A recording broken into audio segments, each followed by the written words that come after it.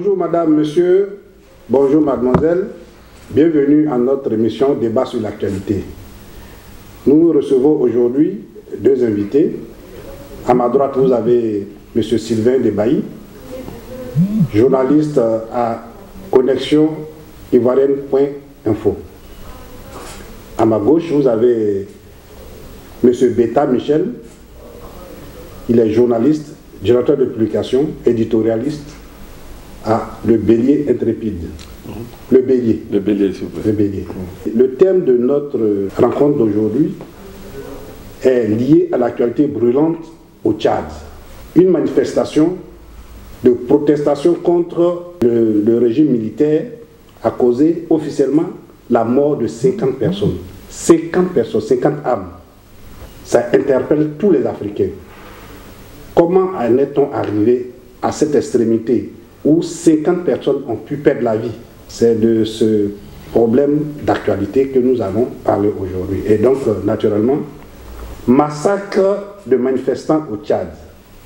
Le silence assourdissant des capitales africaines et des défenseurs des droits humains. Monsieur Debailly. Vous avez raison d'évoquer un silence assourdissant parce que, par habitude, quand de tels problèmes arrivent sur le continent africain, il ne se passe même pas une seconde que des voix se font entendre, notamment les organisations des droits de l'homme, notamment les capitales africaines. Mais cette fois, on a l'impression que rien ne se fait, rien ne se dit, oui. Et que les quelques réactions qui ont pu être enregistrées sont aussi timides.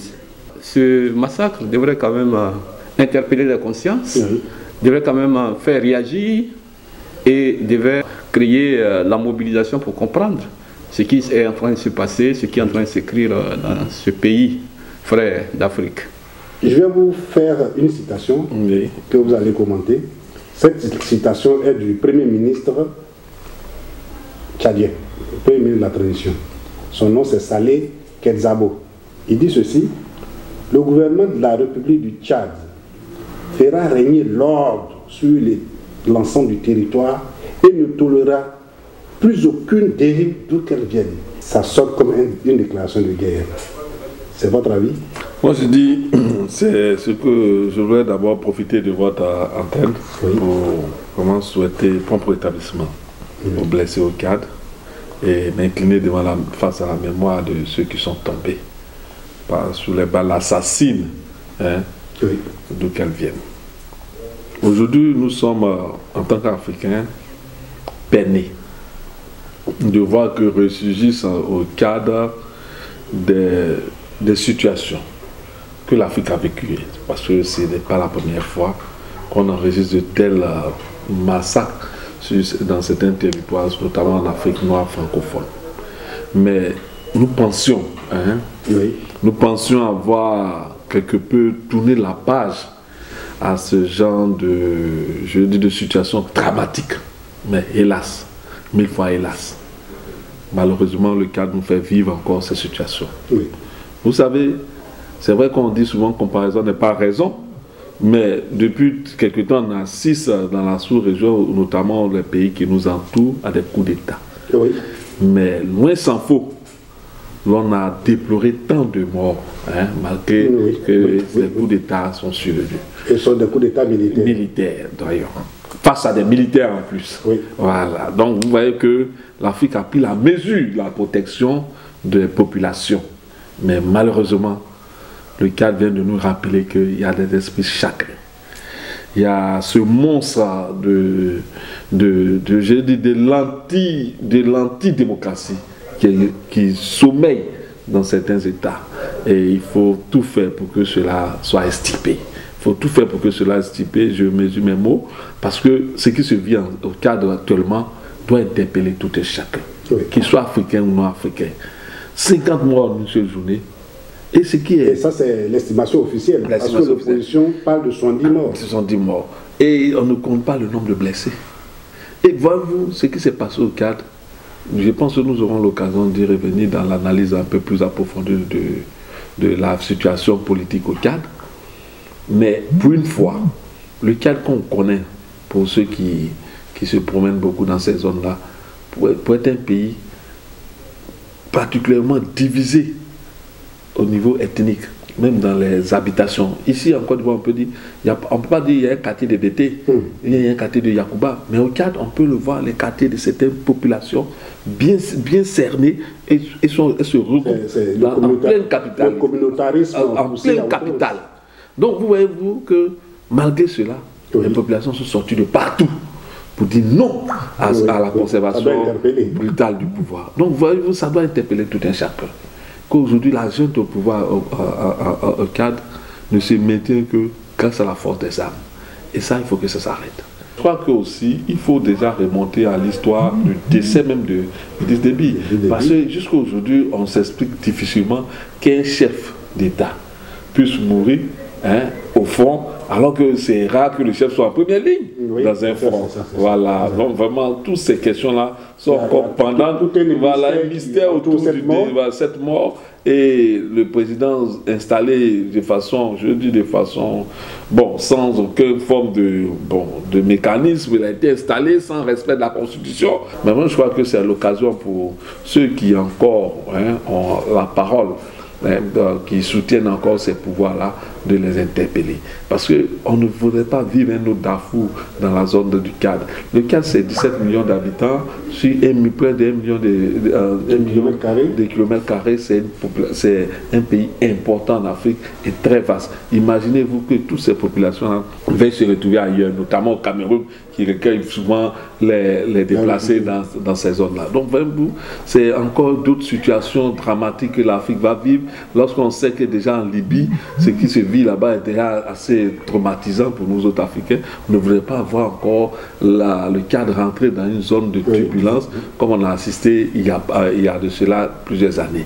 Donc, voyez-vous, aujourd'hui, ça nous interpelle tous. C'est pourquoi même je voulais saluer le choix du sujet que vous avez mis au cours du jour, parce qu'il faut que la situation du Tchad soit portée à bras le corps par tous les Africains et tous ceux qui ont de l'autorité, qui ont de la voix dans les instances internationales, pour que ça s'arrête, pour que ça cesse, afin que très vite la jeune puisse mettre en place des conditions d'une élection transparente et quitter le pouvoir. Mais je dis même pire, vous voyez que récemment encore, lorsqu'ils ont prolongé leur mandat, ce qui n'était pas... Ils se sont octroyés 2 années. Non seulement ils se sont octroyés 2 années, mais ce qui n'existait pas dans l'ancien, c'était qu'il ne se représente pas. Mais cette fois-ci, il peut se représenter. Donc, voyez-vous, il crée un environnement dans lequel il n'écoute pas l'opposition, il n'écoute personne et il veut s'accaparer du pouvoir. Donc, vous voyez que ça peut créer encore d'autres situations encore plus dramatiques que les 50 morts. Donc, je crois que c'est l'occasion de l'arrêter très vite pour ceux qui peuvent encore. Nous ne faisons que l'interpeller, mais il faut que ça s'arrête afin que nous n'ayons pas à compter des morts, mais plutôt nous ayons compter sur le développement pour les populations tchadiennes. Il y a eu comme une sorte d'auto-justification. L'ambassadeur de France qui s'est empressé de faire une déclaration. Si la France avait, juste après le décès d'Idriss Déby, adoubé le fils, en dépit des dispositions constitutionnelles qui ne le permettaient pas, je pense que cela ne peut pas être un permis de tuer. Cela ne peut pas être un permis de tuer parce que ce n'est pas un blanc-seing que la France a donné au régime actuel. Mais la jeune peut prendre le fait d'être adoubé comme un blanc-seing. Oui, mais c'est ce qui justifie également la réaction de l'ambassadeur de France qui a dit clairement que la France n'est concernée à rien.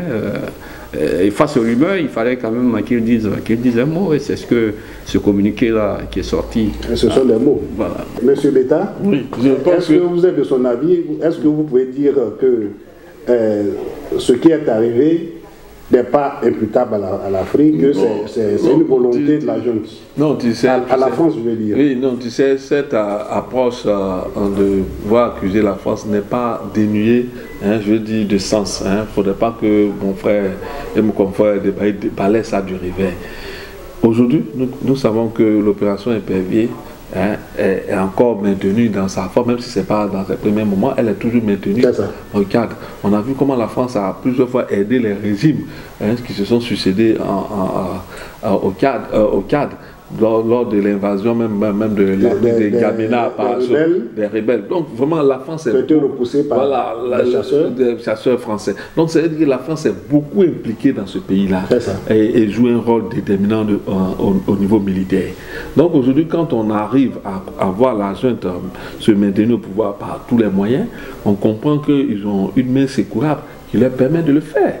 Il ne faut pas se voiler la face. Oui. Ouais, la France est impliquée dans cette crise-là, au point que lorsque Macron faisait sa visite, il est allé là-bas dans un climat aussi tel que celui de la Venezuela. Il a soutenu à aller là-bas. Bon, vraiment, il faut dire que le jeu français en Afrique, on ne le dira jamais assez, est malsain. Il est malsain. Il est malsain. C'est vrai que c'est des intérêts en poursuite. Les pays n'ont pas d'amis, ils l'ont dit, ils nous ont démontré, ils n'ont que des intérêts, c'est des intérêts en poursuite, mais il faut savoir poursuivre des intérêts. Parce que nous-mêmes, nous autres Africains aussi, nous poursuivons nos intérêts. Bien sûr. Voilà. Les États-Unis aussi, on a vu l'ambassadeur des États-Unis qui allait s'incliner devant la mémoire des disparus et des blessés. Donc, c'est dire que chacun poursuit ses intérêts. Mais il faut savoir les poursuivre au point de ne pas heurter la conscience même de ceux qui t'observent. Et c'est ce que la France fait souvent en heurtant les consciences africaines par son attitude. Donc, aujourd'hui, la situation qui arrive au Tchad, elle est doublement interpellée parce que, faut le dire, elle a des troupes sur le terrain. Elle a déjà montré suffisamment son implication dans la conduite des affaires militaires dans ce pays-là, qu'elle essaie d'arrêter un peu l'adrénaline meurtrière de ce pouvoir militaire, de ce haut pouvoir militaire, qui a montré ses limites à voir, je dis même, accepter la discussion, accepter la contradiction. Parce que c'est ça aussi l'existence de l'opposition au sein d'un dialogue. C'est pour faire avancer le dialogue, mais dans un accord qui agrée quelque peu, malgré les oppositions, qui agrée une majorité quand même. Le Tchad, il ne faut pas se le cacher, elle a une tradition d'engloutir, de neutraliser, d'éliminer les opposants. Donc peut-être c'est ça qu'il veut perpétrer, mais c'est dommage dans ce 21e siècle, après tout ce que les peuples africains ont pu percevoir, il est dommage, il est déplorable, il est condamnable qu'un président africain, quelle que soit sa nature, veut se comporter comme on se comporte aujourd'hui.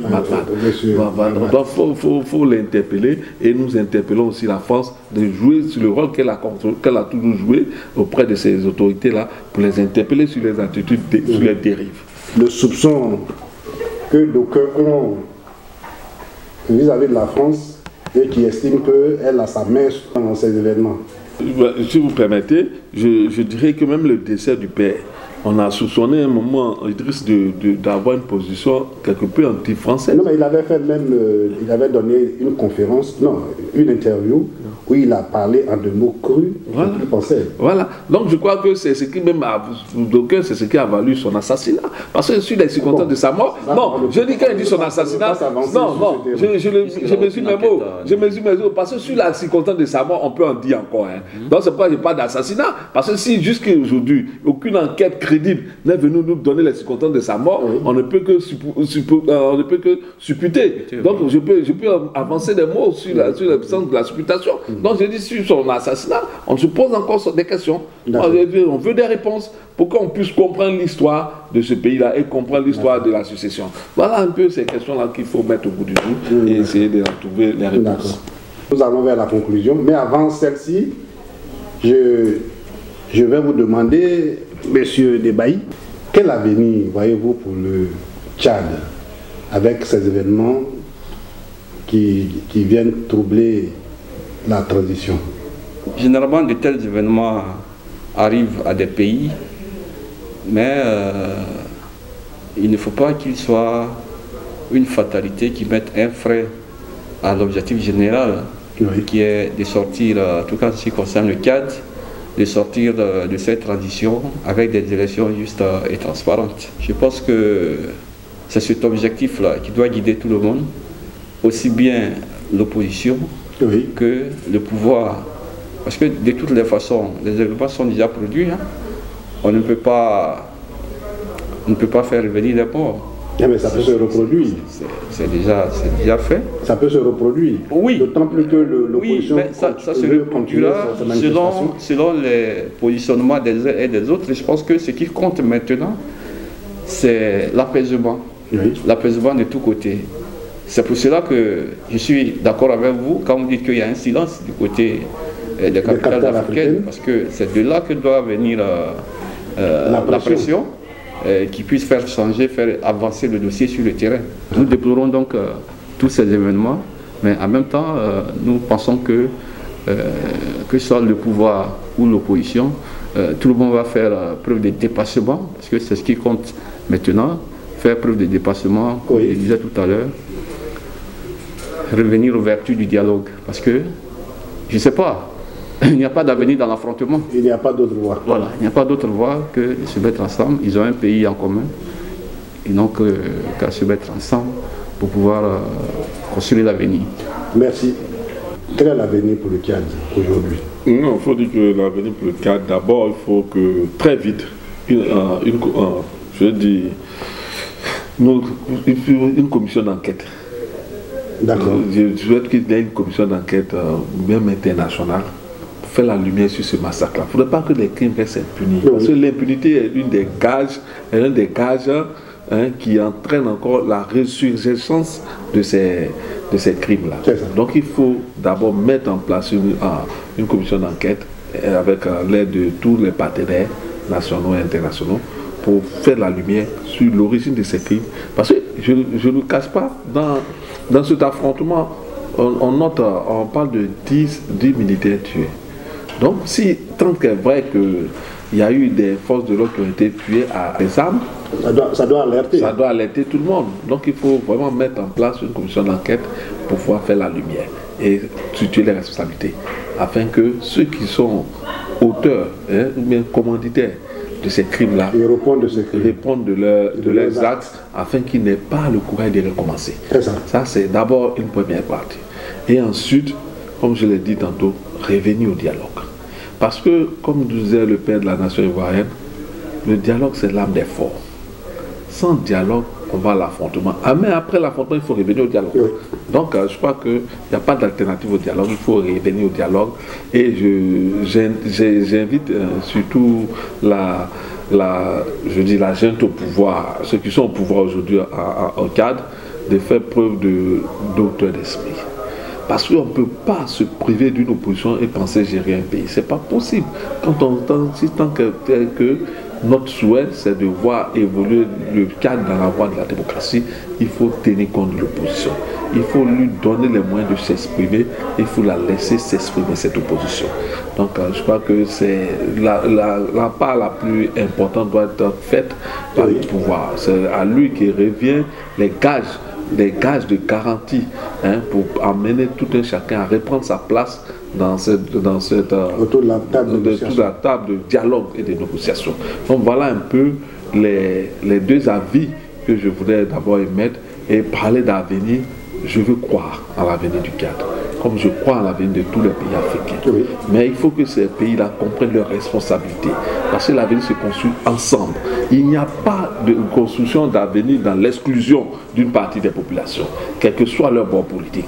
Il faut que le Tchad, avec son président, accepte de remettre l'opposition dans le jeu politique, afin de pouvoir compter sur elle et ses propositions. Donc voilà un peu ce sur quoi je voulais interpeller les autorités et souhaiter que vraiment cela ne se reproduise plus. Ce massacre ne se reproduise plus, et souhaiter au Tchad, à ces populations, beaucoup de courage. Parce que pour avoir vécu ce type de situation en Côte d'Ivoire, nous savons combien de fois il est difficile dans ce genre de situation de construire un avenir, même pour soi, avant de penser au pays. Oui. Voilà, parce que c'est le tissu économique qui s'effrite, parce qu'il y a eu des pillages, il y a eu des destructions de biens, il y a eu des destructions de biens privés, publics. Bon, bref, tout cela n'est pas fait pour garantir l'avenir de cette jeunesse tchadienne qui a besoin d'espace pour s'exprimer. Donc voilà un peu ce que je peux dire, que les Tchadiens remettent au goût du jour leur avenir et remettent la balle à terre pour revenir au dialogue, afin de construire un pays qui fasse fier à lui et qui donne envie à cette jeunesse de s'y impliquer davantage. Merci M. Beta, merci M. Debaï. Merci. Merci chers téléspectateurs, merci chères téléspectatrices. Merci de nous avoir suivis. Nous vous donnons rendez-vous pour un autre débat.